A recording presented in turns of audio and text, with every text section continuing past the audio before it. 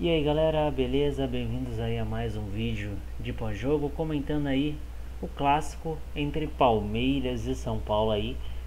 Mais um jogo no Allianz Parque, aonde o São Paulo, dentro dos 90 minutos, não sabe o que é sair com a vitória de dentro do estádio palmeirense. 3-0 e mais um jogo aí, eu acho que só o último jogo, onde o São Paulo conseguiu um empate contra a equipe do Palmeiras e foi para os pênaltis e se classificou para a final do Campeonato Paulista.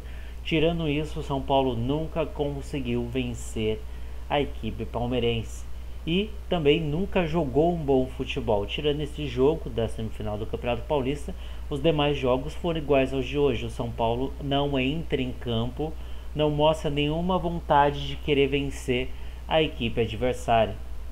Palmeiras foi a campo aí com apenas uma mexida, né? Duas mexidas comparadas aos últimos jogos aí. Palmeiras entrou com Everton, Marcos Rocha, Gustavo Gomes, Vitor Hugo, Diogo Barbosa, Felipe Melo e Bruno Henrique, Dudu, Gustavo Scarpa e Zé Rafael e Daverson de centroavante. Enquanto a partida do São Paulo, com apenas uma mudança em relação à equipe que jogou a última partida, apenas com a entrada de Daniel Alves. Então entrou com o Thiago Volpe, Daniel Alves, Bruno Alves e Arboleda, e Reinaldo na esquerda com Luan, Antony, Tietê, Igor Gomes e Vitor Bueno e Alexandre Pato mais à frente. Porém, aquela equipe que jogou bem a sua última partida, que foi a equipe do São Paulo, basicamente não veio ao Allianz Parque ou não entrou. Os únicos dois jogadores que tentaram alguma coisa no meio de campo São Paulino foi o Igor Gomes e o Vitor Bueno aí, os dois correndo muito, tentando fazer alguma coisa, tanto que durante a partida eles foram os que levaram algum problema contra a equipe do Palmeiras, mas que assim dizer que levou perigo não tem como dizer, já que a equipe do Palmeiras basicamente jogou sozinha no jogo, né? Começar aqui, o primeiro gol saiu aos 12 minutos aí, depois de uma consequência de lances, aonde, né, o Arboleda momentos antes tinha recebido uma bolada na cara, acabou saindo para ser atendido. Na sequência, o Arboleda ali na dividida com o atacante do Palmeiras, se eu não me engano foi o Daverson, ele perdeu o lance, o Daverson conseguiu bater, Thiago Volpe fez a defesa, mas acabou espalmando para o meio da área, e na sequência do lance aí, o Bruno Henrique se jogou na bola, até se antecipando ao marcador que estava mais próximo da bola da equipe do São Paulo, se antecipou e cabeceou. O zagueiro não tentou fazer nada, a bola passou próximo ao zagueiro do São Paulo, que não tentou intervir no lance, né, e acabou aí resultando no gol do Palmeiras. O primeiro gol do Palmeiras poderia se dizer que era um gol simples, sem tanto problema, mas o São Paulo não quis jogar, o Palmeiras levou muito perigo. Dudu teve inúmeras chances de fazer o gol, até um lance que a trave salvou a equipe do São Paulo, né? A trave tirou o gol do Dudu e no rebote o Dudu acabou chutando para fora, desequilibrado já na sequência do lance. A bola também foi para fora, passando, raspando ali. Então dá para se dizer que o Palmeiras poderia ter feito um massacre muito maior aí. Lembrando aquele jogo da semifinal da Libertadores entre Flamengo e Grêmio, o Palmeiras pareceu muito o Flamengo daquele jogo contra o Grêmio, e o São Paulo pareceu muito o Grêmio, onde não conseguia jogar, não conseguia criar, não conseguia fazer nada na partida. O Palmeiras, por outro lado, criava bastante, e em uma bola parada, se eu não estiver errado, o segundo gol, a bola foi alçada na área, e muitos criticam o menino Luan no lance, mas se você analisar o lance de um modo geral, analisando o lance de um modo mais apurado, vamos colocar assim, a gente vê que como posso dizer, o Luan pulou no lance, não conseguiu alcançar a bola, tudo bem, mas de todos os jogadores dentro da área do São Paulo, o único que não pulou para tentar alguma coisa foi o Arboleda. O Arboleda tentou escorar ali o Felipe Melo, por baixo. Mesmo assim o Felipe Melo conseguiu subir, cabeceou muito bem, mas foi o único jogador que não pulou. Se ele ao menos tivesse pulado aquela bola cabeceada pelo Felipe Melo, poderia ter desviado nele e ajudado o São Paulo a não levar o gol, ou às vezes até sairia o gol. Mas o Arboleda teria tentado, mas não, ele não pulou no lance.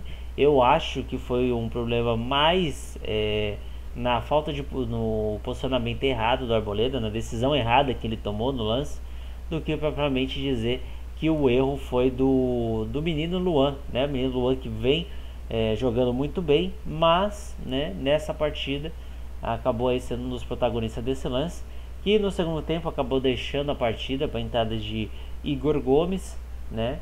Levando aí Daniel Alves ao meio de campo. O Daniel Alves não jogou bem na lateral direita, que teve um lance grotesco, onde ele saiu do seu posicionamento para ir dar um bote de primeiro volante ali no meio da zaga, saiu deixando o seu lado totalmente livre, né? Ele saiu da sua função e foi para uma outra, não guardou posição, aonde que se o Palmeiras tivesse um outro jogador ali, poderia ter recebido essa bola tranquilamente e finalizado, mas não. A sorte do São Paulo é que o Dudu foi para uma jogada individual e a Daniel Alves acabou fazendo falta no Dudu, evitando aí dele ter uma outra chance de fazer o gol. Mas isso mostra como que o São Paulo vem sofrendo por alguns deslizes dele próprio, né? Não tem nem como se dizer que seja um deslize normal, deslize de uma oscilação normal de jogo e tudo mais, porque de fato não é uma oscilação normal, já que o São Paulo tenta improvisar. O São Paulo tem no seu banco aqui, analisando o banco do São Paulo, você tinha aí o Calazans, que é um ponta, né? Você podia colocar no jogo para colocar o time mais para frente, né? Recuando o Tietê ali para a posição, né? E colocava o Calazans para tentar a mobilidade, para tentar algo a mais no São Paulo. Você tinha o Raniel, que depois entrou no lugar do Pato, recuava o Pato, né? Recuava o Pato para lateral e colocava ele ali, colocava o Vitor Bueno no meio, ou ele mais centralizado junto com o Igor Gomes, né? Era uma boa também. Ou colocava o Toró, que depois de um bom tempo aí de lesão, acabou sendo integrado aí, sendo levado ao banco de reservas desse jogo, mas também não teve oportunidade. O que o técnico pensou? Vou tirar o Luan, recuar o Tietê e colocar o Daniel Alves no meio de campo. O Daniel Alves é a estrela do time, Daniel Alves é o camisa 10. E bom, esse Daniel Alves, camisa 10, até agora não deu as caras na equipe do São Paulo. Desde quando foi contratado, ele fala mais do que faz. Em campo não mostrou a qualidade que acha que tem nessa posição. E eu acho que, de fato, se não tomar cuidado aí, a equipe do São Paulo vai perder muitos jogadores aí por idiotice, né? O Igor Vinícius vinha muito bem nos últimos jogos. Eu acho, na minha opinião, que ele deveria ter sido titular nessa partida contra o Palmeiras para ser mantido, né? Ser coerente com o menino, que passou muito tempo sendo criticado, mas nos últimos jogos vem mostrando uma segurança, vem mostrando um futebol totalmente diferente daquele que a gente costuma ver, né? Da equipe do São Paulo. Ele, desde quando chegou no São Paulo, não vinha fazendo bons jogos, mas agora vem fazendo e não teve sequência. Preteriram ele ao Daniel Alves. E depois, para não tirar o Daniel Alves, que não veio bem na partida, já que nem manter posição ele conseguia, ou apoiar também muito menos, não conseguia bater de frente com o Zé Rafael, que é um meia mais agudo, mas é um meia, né? Não conseguia bater de frente com o Zé Rafael. Esse foi o grande problema do São Paulo, que parece que ninguém consegue ver. Mesmo tendo gastado muito dinheiro com o Daniel Alves, eu não acho que vale a pena você colocar ele, tirar o jogador da posição que vem jogando bem para colocar ele. Se fosse para o Juan Fran vem jogando razoavelmente bem, mas o Daniel Alves não mostrou ainda que veio no São Paulo. Mas essa mexida aí, ele colocou o Daniel para tentar alguma coisa maior no meio de campo, e daí recuou o Tietê, mas não deu certo. Depois mexeu de novo, tirou o Vitor Bueno para colocar o Hernanes, e continuou sem dar resultado nenhum. e depois tirou o Pato para colocar o Raniel e também não resultou em nada, porque o Pato, basicamente o São Paulo entra com um jogador a menos, né, com o Pato em campo. O Pato não atua tão bem, e os melhores jogadores que vinham atuando com a camisa do São Paulo é o Vitor Bueno, é o Igor Gomes, e Vitor Bueno foi preterido para manter o Pato, que não vinha bem, né? As mexidas eu acho que foram equivocadas do técnico Fernando Diniz, não criticando o seu trabalho, mas sim o posicionamento que ele tem com alguns jogadores, né?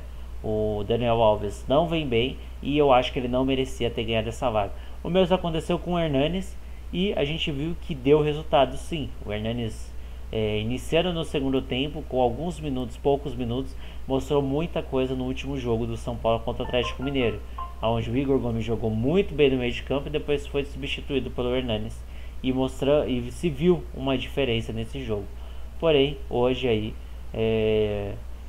a formação escolhida pelo Fernando Diniz não rendeu tanto aí, que o Pato, mesmo sendo contra um time forte ou contra um time fraco, não consegue render aquilo que se é esperado dele, né? O Pato não vem bem, até que acho que foi no jogo passado que ele perdeu um gol feito, né?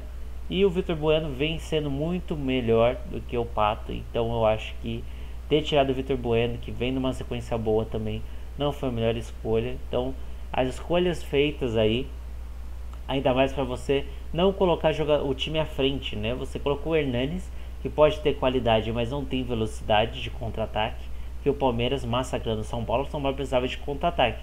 Não tinha um jogador de contra-ataque, poderia ter colocado o Calazans ou o próprio Toró, que são jogadores de velocidade, mas não, tirou o Vitor Bueno para colocar o Hernanes. Então eu acho que aí foi você tirar 6 por meia dúzia, não adiantou de nada, até menos, né? Você tirou 6 e colocou 3, né?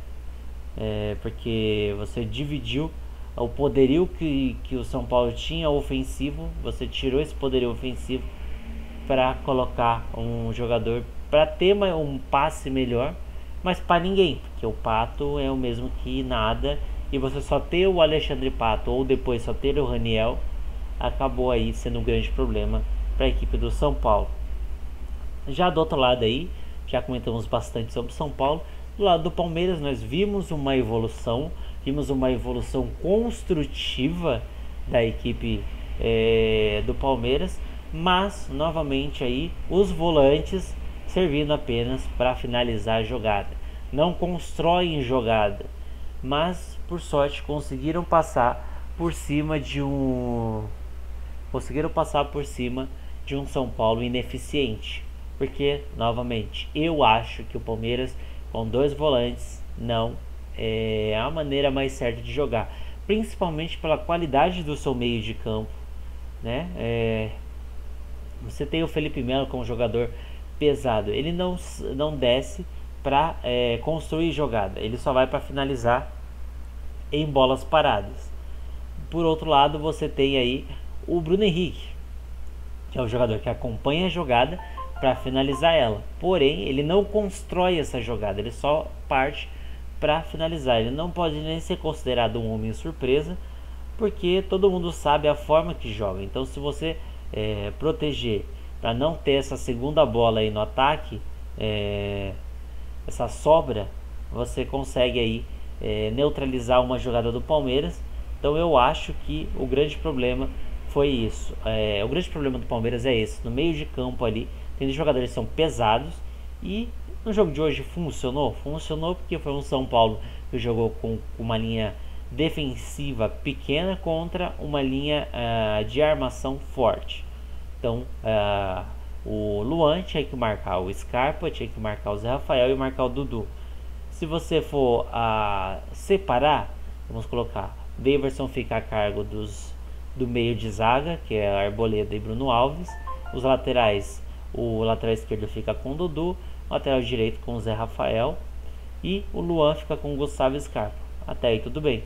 Porém, com o Luan marcando o Gustavo Scarpa, quem vem de trás é o Bruno Henrique para finalizar a jogada, e não tem ninguém que acompanha ele. Ou seja, o Tietchan, que seria esse homem para acompanhar, não voltava para acompanhar, tanto que foi assim que acabou saindo o gol do Palmeiras, o primeiro gol, numa falha ali, onde ele chegou de trás, todo mundo olhando a jogada e não prestando atenção uma possível sobra, que poderia ter acontecido, e foi o que aconteceu, acabou resultando no primeiro gol do Palmeiras.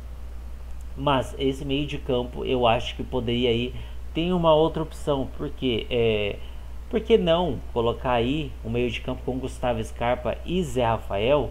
Ou podia ser assim, Gustavo Scarpa e Zé Rafael, tirando ali, deixando o Felipe Melo só, ou só o Bruno Henrique como primeiro volante, e você ter aberto de um lado Dudu, Scarpa e Zé Rafael no meio, construindo jogadas, e mais na ponta esquerda um William, por exemplo, William Bigode, né, que é um jogador de profundidade. Ou seja, você vai ter dois caras que são inteligentes, que o Zé Rafael também é um cara inteligente na marcação ali no meio, e o Gustavo Scarpa, que também é um jogador inteligente.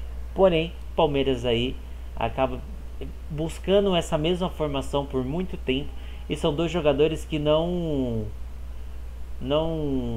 constrói a jogada. Então esse é o problema. O Palmeiras tem dois jogadores que são parados, que não fazem nada e só acompanham a jogada, não dão início à jogada, não somam na construção de jogadas. E eu acho que poderia um deles ser preterido para a entrada de um outro meia aí, ou um ponta. Mas na partida em si, o Palmeiras muito produtivo, envolvente, tanto que o Dudu, Zé Rafael e Gustavo Scarpa trocavam de posições com muita facilidade, tanto que em alguns lances o Dudu vinha pelo meio, quanto pela lateral esquerda, batendo de frente com o Daniel Alves, tanto pela direita batendo com o Reinaldo. Então a gente via essa mobilidade do Palmeiras, a gente via essa construção de jogada diferente do Palmeiras, diferente do que vinha acontecendo. O Palmeiras mais móvel, com mais mobilidade, buscando envolver o adversário numa sequência de troca de passes. E era isso que vinha faltando para a equipe do Palmeiras. Mas eu acho que o Palmeiras poderia ter mais um jogador construtivo, porque o Palmeiras tem qualidade e o Palmeiras não sofre tanto defensivamente assim. A gente já viu isso em muitos jogos. O Palmeiras não é de sofrer tanto defensivamente, sofre mais na construção de jogadas e consequentemente acaba a bola ficando muito no seu campo de defesa e indo um pouco para o campo de ataque. A gente vê muito disso, que muitas vezes os atacantes do Palmeiras acabam não conseguindo ajudar o Palmeiras no campo de ataque. Em contrapartida, no campo de defesa, o Palmeiras não sofre nada, e é o mesmo que você ter 6 por meia dúzia, porque defensivamente você não sofre, mas você não consegue criar. Quando você neutraliza Dudu e Zé Rafael e o Scarpa ali, o Daverson fica sem jogada.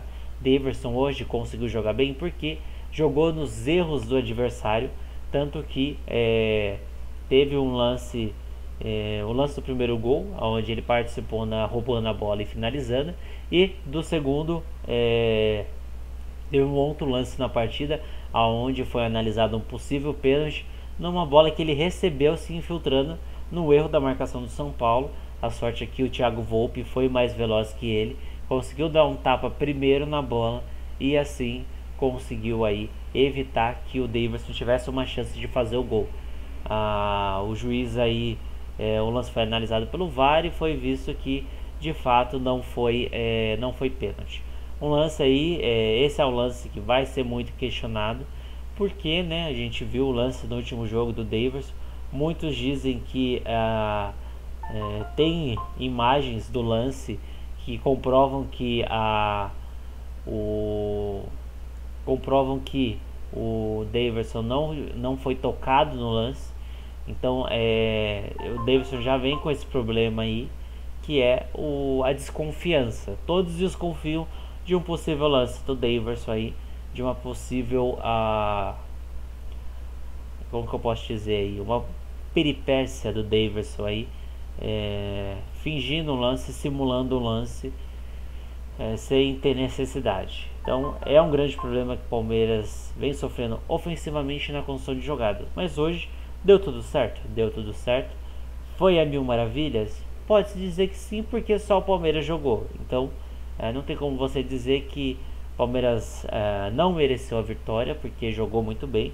Mas eu acho que o Palmeiras tem sim muito a crescer ainda. Tanto que tem ainda 9 jogos. O Palmeiras está a 7 pontos do Flamengo.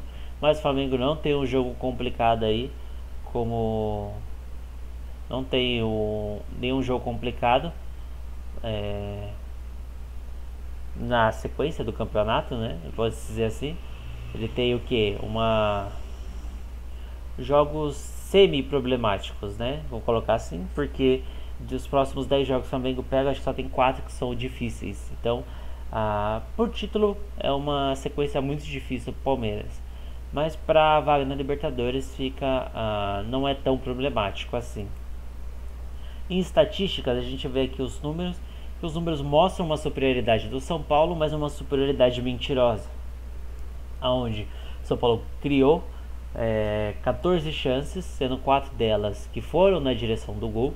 Mas se a gente for ver os lances que foram na direção do gol, basicamente foi pro goleiro Everton dormir na partida, né? Não foram lances que levaram perigo de fato à equipe do Palmeiras, né? Foram lances que a bola foi na mão, foi na direção do goleiro do Palmeiras, que não teve trabalho, não foi aquela defesa que teve que pular, fazer um grande movimento e tentar fazer o gol da vitória, né? Mas é um grande problema.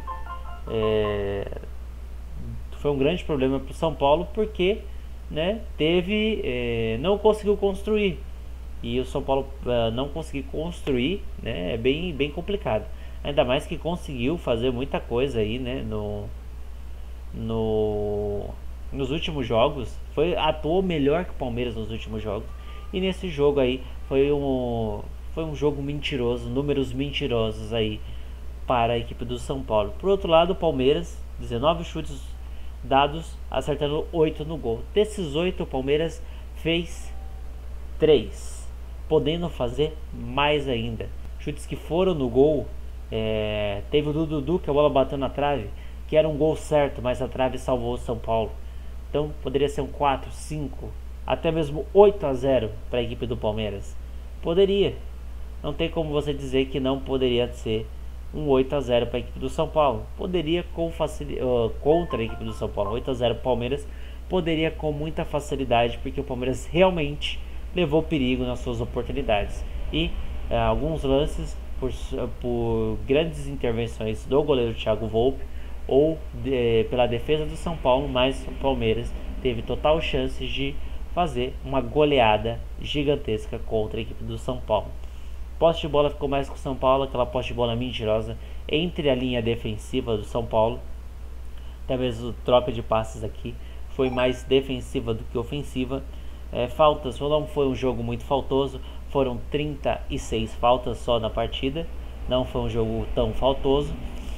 Impedimentos apenas 1 e 6 escanteios do Palmeiras contra 3 da equipe do São Paulo. Com resultados de momento aí, a rodada já terminou, eu tive que regravar esse vídeo, já tinha gravado, deu um probleminha aí, estou regravando. Com esses resultados, os jogos já terminaram, né? A gente tem aqui um resultado não tão bom para o São Paulo, que é a vitória do Grêmio, né? Venceu por 3-1 de virada a equipe do Vasco. E já o Corinthians foi um bom resultado para o São Paulo, a derrota do Corinthians, 2-1 para a equipe do CSA. CSA aí com grande chance de se permanecer na primeira divisão do campeonato, né? Então foi um resultado bom para a equipe do CSA e bom para o São Paulo também, porque com esse resultado do Corinthians, o São Paulo tem um concorrente a menos ali em cima. O Grêmio foi a 47 pontos, fica a 2 da equipe do São Paulo, e em contrapartida o Corinthians aí manteve a distância de 4 pontos. E é o primeiro fora da zona de classificação para Libertadores, podendo ainda ser ultrapassado pela equipe do Atlético Paranaense aqui. Mas o resultado não foi de todo ruim para o São Paulo, porque ainda tem mais 9 rodadas no campeonato. O São Paulo está se classificando direto para a próxima fase da Libertadores, então para a Libertadores, né, do ano que vem. Então não é um resultado ruim, mas, né, a gente vale se ressaltar que ainda tem 9 jogos, como a gente viu aí um outro time que estava aí na quarta colocação há 7 rodadas atrás, que a equipe do Corinthians hoje está fora da zona de classificação para a Libertadores e sendo ultrapassado por Grêmio, que foi eliminado da Libertadores, Internacional, que foi eliminado da Copa do Brasil. Então todas as equipes estavam em outras competições e foram eliminadas dessas competições, mas ainda estão vivas para classificar para uma Libertadores do ano que vem. Então São Paulo tem que tomar cuidado, tem que manter aí as suas atenções voltadas à sequência do campeonato, tentar vencer mais jogos ou pontuar em mais jogos, para que não aconteça o que aconteceu com o Corinthians, né, que hoje é o primeiro fora da zona de classificação para a Libertadores do ano que vem, né? Então, a tabela analisada, vamos aqui os próximos jogos, né? Jogos de Palmeiras, os próximos 9 jogos do Palmeiras enfrenta CSA, Vasco, Corinthians, Bahia, Grêmio, Fluminense, Flamengo, Goiás e Cruzeiro. Palmeiras enfrenta jogos bem complicados, por isso eu disse, jogos fáceis, vamos colocar assim, seria contra o Ceará, que não vem tão bem no campeonato, contra o Cruzeiro, né, pode ser considerado um pouco fácil, contra o Vasco também, assim, pelo time que o Palmeiras tem, e o Goiás, colocando aí 4 jogos que não são complicados e outros são todos complicados, então por isso a sequência do Palmeiras é bem difícil aí para buscar o título. Enquanto o São Paulo, para se manter nessa zona de classificação para a Libertadores, vai pegar na próxima rodada Chapecoense, Fluminense na sequência, Atlético Paranaense, Santos, Ceará, Vasco, Grêmio, Internacional e CSA. Porém, diferente do Palmeiras, com o elenco que o São Paulo tem, praticamente todos os jogos aqui são difíceis. O jogo menos complicado para o São Paulo seria contra o Atlético Paranaense, que não busca aí, não almeja nada no campeonato aí, já que já está classificado para a Libertadores do ano que vem. Então, esse seria em tese o jogo que o São Paulo não teria problemas. Todos os outros aí são jogos problemáticos para a equipe do São Paulo, já que são times fortes para o elenco que o São Paulo tem. Mas comentem aí embaixo o que vocês acharam do vídeo, do jogo, comentem a opinião de vocês. Se vocês concordam ou discordam do que foi visto no Clássico. Não é nada que a gente possa dizer assim que o Fernando Diniz não sirva para ser técnico do São Paulo, até porque o São Paulo não perdeu o jogo nos erros do Fernando Diniz, e sim num erros de jogo, né? O terceiro gol que o São Paulo sofreu foi, não sei se eu comentei aqui no vídeo, se eu não comentei peço desculpas, foi num escanteio muito mal batido pelo Daniel Alves, que estava improvisado já lá na frente, muito mal batido pelo Daniel Alves, e na linha de meio de campo nós tínhamos ali o Antony, o Tietê e o Igor Vinícius, né? 3 jovens, 3 garotos aí, que tirando o Tietê, que não é tão jovem, mas são 3 garotos aí que não vão pensar em querer jogar do que querer sair do jogo por algo a mais, né? Vamos colocar assim, eles não são acostumados com aquele futebol antigo onde é matar ou morrer, colocando assim, entre aspas, né? Porque qualquer um pode entender errado a tese de matar ou morrer, colocar entre aspas aí, porque o jogador preferia ser expulso, sair do jogo, do que ver o seu time tomando gol, e não foi visto isso no lance em si, desse lance aí em específico. Então não tem como assim você dizer, é uma falta de costume. Os jovens de hoje em dia são treinados de maneira diferente, convivem com uma história diferente, então a gente não vê muito disso nos jovens de hoje em dia, aquele jeito de jogar para vencer a qualquer custo, indiferente do que aconteça. Se você precisa ser expulso para que seu time não sofra um gol e tente a vitória. né? A gente não sabe que não é assim que os jovens de hoje em dia aprendem, então não tem muito o que cobrar aí desse lance. Foi mais uma sequência que começou numa batida muito mal, né? Você leva os seus caras maiores, mais experientes para dentro da área para tentar uma jogada de cabeça e você erra o fundamento básico, que é um cruzamento, né? E isso que Daniel Alves é um lateral direito titular da seleção brasileira, ou seja, você um lateral errar um cruzamento, que é um dos seus fundamentos base, né? Não tem nem como você falar que não é um dos fundamentos base de um lateral, porque é um fundamento base dele, porque ele tem que cruzar a bola para um companheiro dentro da área, ele tem que saber cruzar essa bola, né? E a bola tá parada, a bola não tá andando, então é complicado aí, e é um erro grotesco que acabou resultando num resultado negativo do São Paulo. Mas deixa aí a opinião de vocês, o que vocês acharam do jogo. Não esqueçam de se inscrever no canal se vocês ainda não forem inscritos. Deixa o like que ajuda bastante aí. 30 minutos de vídeo, um pouco mais que isso. Ficou meio comprido, mas para comentar os dois lados aí tem que ser um pouco grande. Se você gostou, compartilhe com os amigos. Não esqueça aí de pedir para eles se inscreverem no canal, que ajuda bastante para a gente tentar crescer cada vez mais. E compartilhando e deixando o like, você faz com que o YouTube entenda que o canal mereça um reconhecimento aí e possa estar nos ajudando aí a crescer cada vez mais. Mas eu agradeço bastante a atenção de vocês. Muito obrigado mesmo por acompanhar o conteúdo do canal e até o próximo vídeo. Tchau, tchau.